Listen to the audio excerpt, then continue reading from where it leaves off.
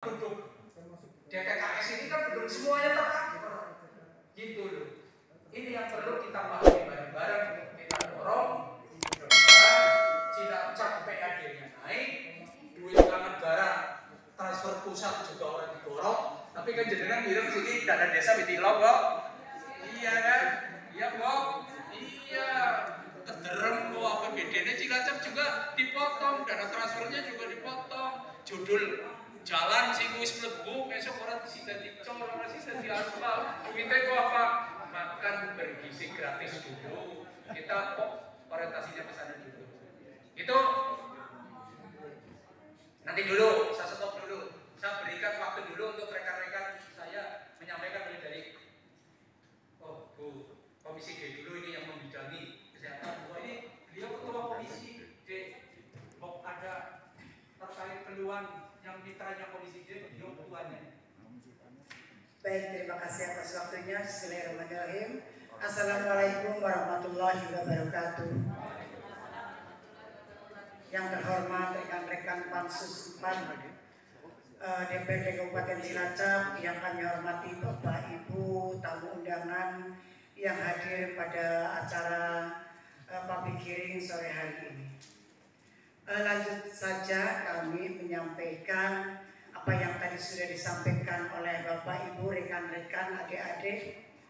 Ya, tujuan kita pertama menginisiasi adanya perda ini adalah bagaimana sesuai dengan undang-undang masyarakat Indonesia, warga negara Indonesia mendapatkan pelayanan kesehatan sebaik-baiknya. Khusus untuk masyarakat miskin, ini pemerintah hadir di dalam memberikan pelayanan kesehatan, jaminan kesehatan melalui PBI. PBI itu penerima bantuan iuran. Ya, jadi yang bisa selama ini kita kan menjadi kadang-kadang masyarakat itu berbeda pemikiran.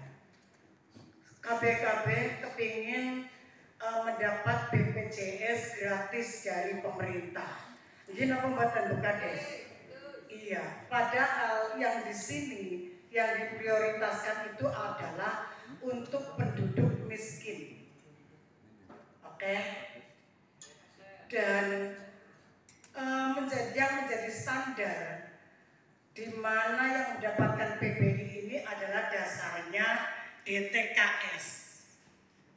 Ya, Bu Wantina, DTKS. DTKS itu data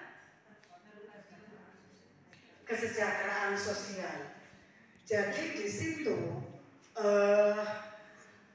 DTKS yang baik itu lewat pemerintah pusat, provinsi maupun daerah, dasarnya adalah data yang ada di DTKS tersebut. Kemudian yang ngurusin itu sekarang adalah dinas sosial yang ngurusin DTKS. Tentunya dinas sosial berkoordinasi dengan desa. Karena tadi ada pertanyaan ini dari adik-adik Muhammadiyah, lewat mana ini kita harus mendaftarkan BPJS yang PBI itu, begitu ya dia. Jadi daftarnya nanti lewat operator desa, lewat PBI itu. Pertama masuknya dulu ke PBI dulu ya, Bu Tina. Jadi bagaimana ini? Tadi kan juga ada yang menyampaikan persyaratannya ribet banget karena harus ada persyaratan foto rumah, foto samping, foto lantai, foto dan lain sebagainya. Karena mendasari dari persyaratan DTKS itu adalah itu untuk memotret bahwa warga itu betul-betul miskin atau tidak. Jadi lewat DTKS. Apakah DTKS sekarang itu valid untuk masyarakat miskin? Belum valid. Belum valid.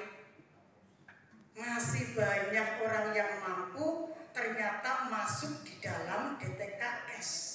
Dan masih banyak masyarakat yang tidak mampu dan sangat layak mendapatkan bantuan itu tidak masuk DTKS. DTKS itu siapa yang mendata dulunya? Dari banyak hal, dari yang itu sensus. Sensus apa saja ini dirangkum jadi satu. Ya, jadi seperti itu. Bagaimana kalau warganya itu terus-terusan daftar ke PBI? Apakah boleh? Tentunya tidak.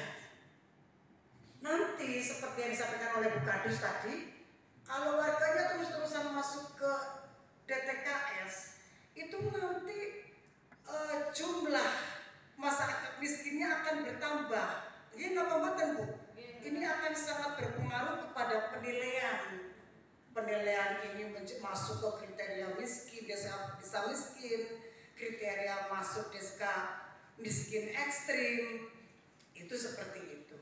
Nah, maka kami di dalam 2 bulan ini sudah melakukan koordinasi, sudah melakukan bukan koordinasi ya. Kami melakukan pengawasan karena DPD itu pengawasan, turun ke Kecamatan Cimanggu dan kemarin ke Kecamatan Gandrumangu menanyakan bagaimana ini. Karena tadi ada istilah cut off ya. Pak Nito menyampaikan ada istilah cut off. Kami jelaskan sepintas ya sedikit tentang cut off itu. Jadi Kabupaten Cilacap itu sudah 99% itu mendapatkan penghargaan UHC, Bapak Ibu. Logikanya ini kan kita sudah gratis semua ini kalau 99% kepesertaan. Ternyata BPJS itu ada semacam kriteria 6 tahun kemarin itu ada 63% kepesertaan aktif. Jadi 90% itu kepesertaan yang aktif dan tidak aktif, yang iuran dan yang tunggakan. Ya, yang PBI yang dapat pemerintah maupun mandiri. Nah, kemarin BPJS menentukan 63%. Kita sudah tercapai itu 63%.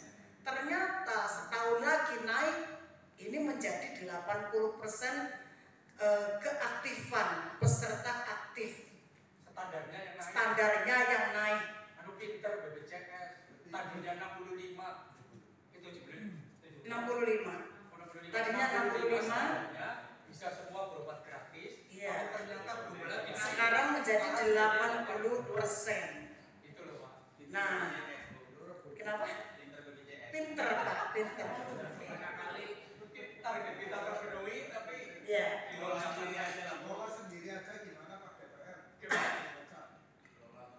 Nah, sesuai dengan peraturan dari pusat itu kita harus mengacu aturan dari pusat Pak. Kita belum bisa mengelola sendiri. Nah, jadi saya lanjutkan. Ketika misalnya suatu kabupaten itu sudah mencapai kepesertaan aktif 80%, maka kita bisa melakukan pendaftaran BPJS itu 1 hari aktif. Karena selama ini pendaftaran BPJS itu 14 hari. Lo bayar kok itu masih 14 hari, kan mati banget ya Pak.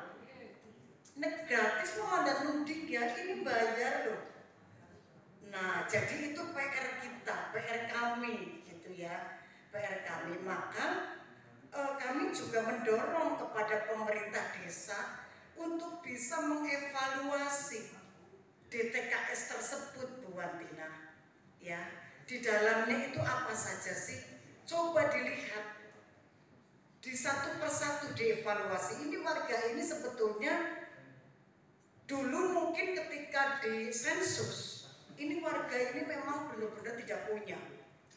Tapi seiring berjalannya waktu 5-10 tahun, ternyata usahanya naik ya, ternyata usahanya bagus. Terus 2 mobil, terus dia motor, putranya ada yang kerja di luar negeri. Nah ini kan sudah tidak pas ya. Karena DTKS ini tidak hanya untuk persyaratan mendapatkan BPJS Bapak Ibu, tetapi salah satu syarat untuk mendapatkan bantuan-bantuan sosial lainnya. Begitu. Nah maka kami sedang berusaha bagaimana supaya bisa meng-cut off, keluar masuk di si peserta DTKS ini. Pemerintah desa dengan dibantu oleh petugas TKH itu untuk mengevaluasi dan harus berani melakukan evaluasi itu dengan dinas sosial ya, supaya yang berhak mendapatkan gratis itu betul-betul warga miskin. Jadi seperti itu.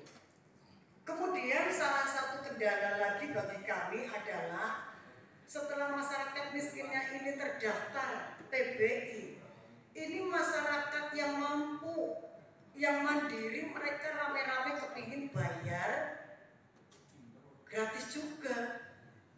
Lu ya kan nggak bisa. Kemewahan, insya Allah kita tidak terlalu kesulitan di dalam mengakses para warga yang memang layak mendapatkan bantuan kesehatan ini. Mungkin itu tambahan dari kami, Bapak Ibu. Mungkin teman-teman yang lain juga bisa menambahkan. Terima kasih pimpinan. Kegelisahan dan aspirasi dari masyarakat kepada kami semua. Kami semua bahwa di tahun 2024 ini di Jawa Tengah ada 4 kabupaten yang belum memenuhi wajib, salah satunya Cilacap, Kendal, Grobogan, dan Jepara kalau nggak salah. Cilacap. Tadi disampaikan Bu Yuyun bahwa di 2024 sebenarnya keaktifan ini 65% ya. 65%. Padahal yang disyaratkan pada saat itu kita keaktifannya 63 ya. 63%. Sehingga sebenarnya hanya kurang 2% saja. Ganti tahun 2025, sekarang syarat keaktifan agar BPJS itu bisa aktif 1 kali 24 jam jadi 80%. Lonjakannya 15%. Ya, apakah BPJS pintar? Ya pintar. Ya mereka kan jujur pasti orang di sini kan profit Pak, gimana? Orientasinya profit. Maka dari situ lahirlah perda ini. Jadi perda ini kami mendorong agar pemerintah daerah nanti bersama-sama dengan DPRD ini agar keaktifan BPJS di Kabupaten Cilacap bisa mencapai 80%. Untuk mencapai keaktifan 80% ini membutuhkan alokasi anggaran kurang lebih 140 miliar. Kurang lebih 140 miliar kalau nggak salah. Itu kalau mutlak dibebankan kepada APBD, atau yang jelas kalau 80% ini butuh duit 140 miliar. Tetapi dalam hal ini kan sudah ada yang tercover melalui pusat, provinsi, terus pemerintah kabupaten, mungkin juga ada yang dari CSR dan lain sebagainya. Maka kita mendorong di perda ini nanti juga bisa dibaca juga sumber pendanaan. Sumber pendanaan ini nanti salah satu dari APBN, APBD kabupaten, CSR, terus ada juga kita mendorong dari APBDes. Tentunya kalau dana desa nggak bisa, kalau APBDes mungkin nanti kita juga mendorong agar alokasi dana desa yang disalurkan dari pemerintah Kabupaten Cilacap ini bisa ditambahkan. Terus dari sumber-sumber dana yang lain, misalkan dari perorangan dan lain sebagainya. Maka butuh peran serta masyarakat juga yang belum mempunyai BPJS, terutama yang mandiri. Karena di Indonesia banyak juga masyarakat yang mampu yang belum mempunyai BPJS. Ini kan menjadi permasalahan juga. tentu. Walaupun sasaran kita ini tentu kepada masyarakat miskin atau masyarakat yang tidak mampu. Jadi dalam perda ini disampaikan tanggung jawab pemerintah daerah. Kami di dalam perda ini di pasal terakhir juga menyampaikan, di pasal terakhir itu ada di pasal 14, mendorong nantinya ada pemerintah daerah membentuk tim forum koordinasi pelaksanaan program jaminan kesehatan ini. Nanti di situ tim ini ada dari DPRD, ada dari pemerintah daerah, mungkin pemerintah daerah yang ditunjuk oleh bupati, dan nantinya juga ini dituangkan dalam perpu. Terus ya, sumber dana yang lain misalnya contoh dari CSR ini banyak sekali perusahaan, Bapak Ibu. Cilacap ini banyak sekali perusahaan yang notabene CSR-nya nantinya kita minta untuk sebagian dilarikan untuk bantuan BPJS. Di sini nanti perusahaan apabila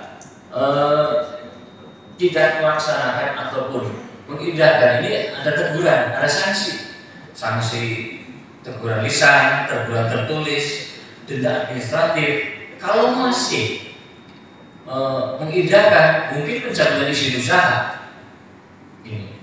Karena jujur banyak sekali masyarakat yang mengeluh ke kami, mengeluh ke kita, belum mempunyai BPJS, sakitnya parah dan lain sebagainya. Ini kalau nggak punya BPJS membutuhkan biaya yang sangat besar. Pengen mengerti BPJS butuh waktu 14 hari. Kan lama sekali. Apa orang sakit harus ditunda dulu berobatnya? Kan tidak, gimana? Ini. Maka dari itu kami mohon doa, mohon support dari Bapak Ibu semua. Nantinya setelah perda ini ditetapkan, tentu kami akan mendorong. Ini legislatif sudah menginisiasi lahirnya perda ini. Tinggal kita mendorong bupati terpilih nanti untuk bisa melaksanakan di tahun ini agar bisa tereksekusi dengan baik. Kurangnya berarti sekarang nanti 68 ya Bu? 68%. Sedangkan targetnya itu 80%. Jadi tinggal 12% saja. 12% ini pasti nanti dari APBD kabupaten berapa, mungkin nanti bisa tambah dari dari pusat, CSR dan lain sebagainya, mungkin yang mandiri juga, masyarakat mandiri yang mampu, ini akan menopang. Kalau di perda ini ada dari Basnas. Nah, Basnas juga ada, Basnas juga kita ikut libatkan. Karena jujur Pak, yang tadi disampaikan Bapak Ibu, adik-adik juga itu terkait pelayanan. Pelayanan juga menjadi permasalahan sorotan kami, apalagi dari Bu ini Ketua Komisi D membidangi pelayanan di bidang kesehatan. Pelayanan juga salah satunya kita selalu soroti, mungkin terkait pelayanan di rumah sakit, terbang pilih atau dan sebagainya. Ini selalu kita soroti dengan baik. Maka dengan lahirnya perda ini, Bapak Ibu, mudah-mudahan di tahun 2025 ini nanti 80% keaktifan benar-benar bisa terwujud dengan daerah. Dan ini kita akan mendorong nanti dari dalam TKS ataupun nanti data yang kurang baik diperbaiki. Itu tugas dari dinas sosial dan lain sebagainya. Ada dinas kesehatan, nanti pendataan di Dukcapil. Kita libatkan di situ. Ini tugas mereka. Kita mengawasi. Kita betul-betul pada ini segera terwujud agar masyarakat mendaftar BPJS dalam 1x24 jam ini bisa dilaksanakan. Kita sebenarnya malu. Banyumas ini sudah terwujud Pak. Masyarakat daftar BPJS saat ini besok sudah aktif. Banyumas kan ya ini menjadi tamparan juga untuk kita. Jadi mudah-mudahan sekali lagi atas partisipasi Bapak Ibu semuanya dan banyak perwakilan dari kepala desa, terus perangkat, terus tokoh masyarakat, alim ulama, adik-adik mahasiswa juga. Ini sekali lagi lahirnya perda ini bisa segera ditetapkan dan masukan-masukan dari panjenengan semua tadi juga terkait kebanyakan ini terkait pelayanan. Pak Minggu tadi saya mendengar ini terkait pelayanan yang dirasakan masyarakat tentang pelayanan kesehatan, baik itu di rumah sakit RSUD ataupun mungkin di swasta. Sudah 3 hari ini baru terima. Ya. Yang kedua, perda itu aplikasinya kan nanti pada Pergub ya Pak. Nah mungkin teknik-teknik itu tolong pimpinan rapat nanti sebelum Pergub itu diadakan kita sedikit intervensi lah. Kita melihat sejauh mana sih aplikasinya dalam teknik-tekniknya, sehingga memang betul-betul bisa diaplikasikan di masyarakat. Yang ketiga, tadi ada usulan kontrol independen ya Pak. Itu mungkin masukan Pak. Iya, pengawas independen untuk, saya belum tahu persisnya Pak, kalau DPRD ini sudah menjadi pengawas ya, controllingnya, tapi kalau memang barangkali belum bisa dipercaya 100% ya, untuk bisa sebagai masukan dan saran itu. Selanjutnya Bu Nika selaku Ketua Komisi D, ini saya orang Kroya di Bala, tapi malah baru mendengar ada rumah disabilitas ya Pak. Nanti diagendakan Bu Nika untuk Komisi D bisa soal baik ke Jeruk Legi maupun ke Kroya nih Pak. Oke. Yang terakhir Bapak Ibu, mungkin ini kaitannya dengan kepala desa, izin dengan perangkat. Jadi kami, kebetulan saya anggota dari Komisi D, sudah mengundang mitra kerja kami tentang DTKS. Jadi permasalahan di lapangan antara lain ya juga disebabkan oleh kependampingan input data dari desa yang tidak sempurna. Artinya begini, kami sudah mencoba bagaimana untuk updating data. Ternyata di lapangan setiap bulan sudah ada updating data. Tapi data yang sudah diupdate itu pendampingnya atau yang menginput itu masih banyak kendala. Yang informasi servernya, yang informasi tidak ada tenaga ahlinya, dan kemarin untuk dinas sosial sudah berjanji akan memberikan briefing ya Bu Nika dengan lebih sempit lagi beberapa orang agar betul-betul data DTKS di lapangan yang sudah diupdate untuk bisa diinput sehingga pada bulan berikutnya atau penerima bantuan selanjutnya sudah berubah. Tadi mayoritas sudah menyampaikan bahwa pada umumnya di lapangan yang kaya menerima, yang miskin malah tidak menerima. Si tengah-tengah miskin, kewet tengah apa, si tengah malah ora. Nah ini juga di samping updating data yang inputnya masih sangat kurang dari desa, nanti kita bisa kontrol juga ke dinas sosial untuk segera dilaksanakan. Ya, terus yang kedua ini ada unsur politik ya Bu. Kadang-kadang ini saya kepala desa jujur, kayak kok baru tinggal yang malah kasih orang obrol dong mandingnya ini. Jadi permasalahannya ternyata cukup kompleks, tidak semuanya independen atau kenceng ya. Oke miskin tidak boleh, ini kaya harus tidak boleh dan sebagainya. Tapi ada unsur tanda petik ternyata di lapangan lo kayak tim sukses punya anak copotnya semua orang terus mandingnya ini unsur politiknya demikian. Iya kan? Mungkin itu sekelumit yang bisa kami sampaikan, mudah-mudahan bermanfaat. Dan tolong untuk DTKS itu memang negara kita kan Cilacap khususnya data miskinnya itu 80% dari CKM, tapi baru bisa dibiayai sekitar kalau dari pusat itu 800 sekian, dari Pemda 81. Nah kalau kita tadinya membuat perda UHC atau kesehatan semesta ini butuh 140 miliar, tidak mungkin juga. Jadi tadi cut-off itu memang teknik agar yang pria betul-betul bisa diobati. Mungkin itu Bu, terima kasih. Orang yang sama sekali tidak mempunyai sumber mata pencaharian dan atau mempunyai sumber mata pencaharian tetapi tidak mempunyai kemampuan memenuhi kebutuhan dasar yang layak bagi dirinya atau keluarganya. Ini penduduk miskin. Kalau penduduk tidak mampu adalah orang yang mempunyai sumber mata pencaharian, gaji atau upah yang hanya mampu memenuhi kebutuhan dasar yang layak. Berarti kerja ya, beri bayaran, tapi hanya cukup memenuhi kepentok gitu loh. Maksudnya kan seperti itu. Nah, kalau di masyarakat prakteknya di depan kita disodorkan kenyataan bahwa orang yang justru memenuhi kriteria ini tapi tidak didaftarkan oleh pemerintah, tanggung jawab kita bersama. Pemerintah desa melalui Pusdes bisa menganulir orang yang kemarin mungkin tidak mampu, besok berani jadi mampu pun bisa. Fakta ini kan. Dan kalau kita temukan seperti itu, ya harus kita sampaikan ke pemangku kebijakan di dinas sosial. Berarti ini sudah tidak masuk kategori tidak mampu. Karena apa? Indikator-indikator yang di depan mata jenengan lihat, wis keton itu loh. Kalau sampai dibiarkan ya, ini yang menjadikan kecemburuan nantinya. Itu jadi indikator-indikator ini nanti semua dituangkan dalam peraturan pelaksana dari perda ini. Apa namanya? Perbuk. Nah ini yang Bu Murni yang tadi sampaikan. Jadi kalau ngintip, perbuk ini kan kewenangannya bupati.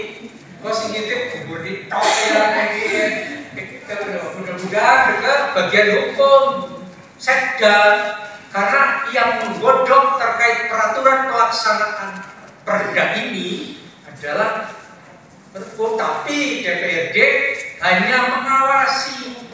Jadi fungsi pengawasan DPRD adalah pengawasan perda dan perkada. Ngawasi Perbu ini jadi pelaksanaan diawasi oleh kita. Tapi saat membuat perbuknya itu bagian hukum sekda yang punya kompetensi. Dan terkait tata kelola secara administrasi mulai pendaftaran sampai dan lain, nanti peraturan pelaksananya kita tunggu saja. Yang penting amanah di perda ini maksimal 1 tahun, paling lambat 1 tahun lagi sudah terbit perbuk. Mulai bupatinya anyar esok dilantik tanggal 20, orang didorong perbu muncul, berarti seperti cara-cara untuk dikawal bareng-bareng ya demokrat ya. Iya bareng-bareng karena tim saya semua kan. Ya. Ya kita bareng-bareng, DPD juga berhak nanti kalau sampai peraturan pelaksana dari perda ini setelah perda ini diketok palu, diparipurnakan, dinyatakan berlaku, dimintakan norek ke provinsi, turun norek di sini di lembaran daerah dibuat, berarti dinyatakan berlaku. Dan dinyatakan berlaku ini secepatnya kita dorong bupati yang baru. Karena apa? Ini kan sama dengan visi-visi bupati kemarin. Pernah lah kayaknya jangan pada meluangkan kampanye nembok. Kan salah satunya apa? Pengobatan gratis, pelayanan kesehatan gratis, PBB gratis. PBB gratis. PBB gratis sudah jadi. Cabangnya bubuk ini. Oke. Jadi intinya sudah pas terkait pilkada kemarin yang penting sekarang bupatinya kita semua kan. Kita dukung programnya yang pro rakyat. Kalau sampai ada program yang tidak pro rakyat, berarti kita wajib hukumnya untuk mengingatkan ya. Dengan alasan nyorong riang, kayak gitu. Nyorong riang, nyorong berobat, itu seperti itu Pak. Nah itu setahu kami di desa itu 3 bulan tidak dipakai. Tuh setelah itu nggak bisa dipakai lagi. Nah itu tolong masa aktifnya ditiadakan saja Pak. Soalnya lansia, contoh lansia ya Pak. Lansia kan dia kalau anak pasti akan minta diantar ya. Terus kalau seumpamanya dia mau berobat, kalau dia nggak sakit nggak mungkin mau. Dan sementara itu BPJS-nya itu dia masih berlaku, tapi sudah 3 bulan tidak dipakai, itu depannya nggak bisa lagi Pak. Udah nggak aktif lagi. Itu seperti itu pengalaman kami di pemerintah Desa Karanganyar. Dan untuk itu bisa dikembangkan nanti Pak di rancangannya tentang masa aktifnya Pak.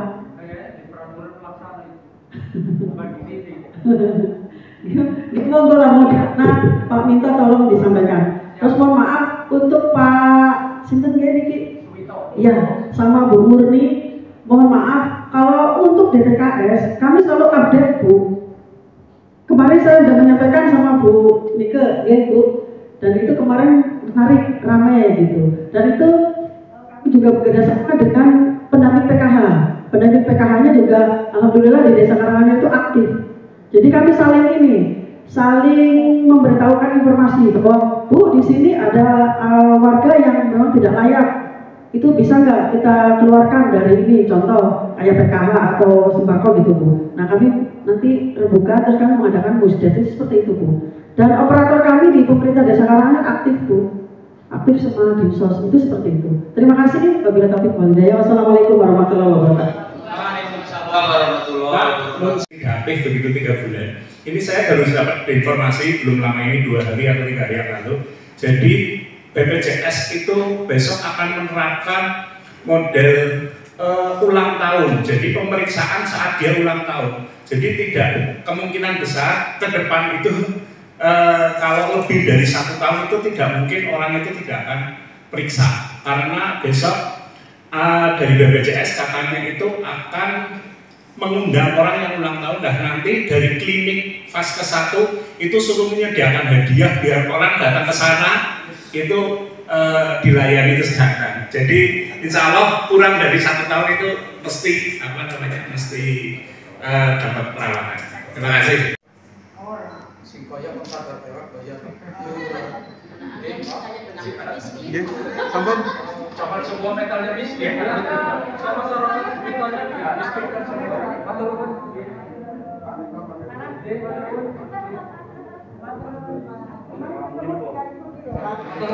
Target utama adalah kepesertaannya itu paling tidak maksimal karena selama ini sudah 98% penduduk Cilacap sudah terdaftar di BPJS. Tapi tingkat keaktifannya baru 68%. Padahal syarat UHC itu salah satunya adalah kepesertaan aktifnya itu bisa 80% agar apa tidak terjadi cut off dalam artian 1 hari daftar itu besok bisa aktif. Kalau sekarang kan tidak, harus nunggu 14 hari. Nah, itu yang kita dorong agar apa?